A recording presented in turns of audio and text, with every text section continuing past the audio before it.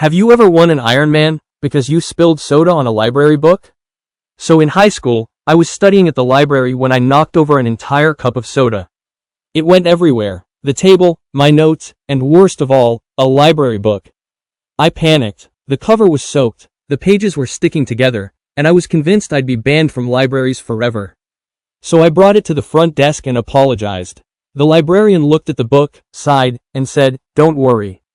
It happens." Then she handed me a form. Apparently, if you damaged a book, you could either pay a replacement fee or volunteer at the town charity race that weekend. I was broke, so I chose the race. I figured I'd hand out water cups for a few hours and call it a day.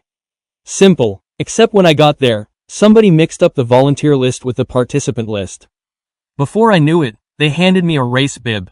I tried explaining the mistake. Nobody listened. Everyone just assumed I was nervous before the event. Then the starting horn went off. At that point, I figured I'd jog for a little while and quit. But somehow I kept going. 1 mile became 5, 5 became 10. Hours later, I crossed the finish line completely exhausted. A race official ran over and said, "Congratulations." I said, "For surviving?" He said, "For winning your division."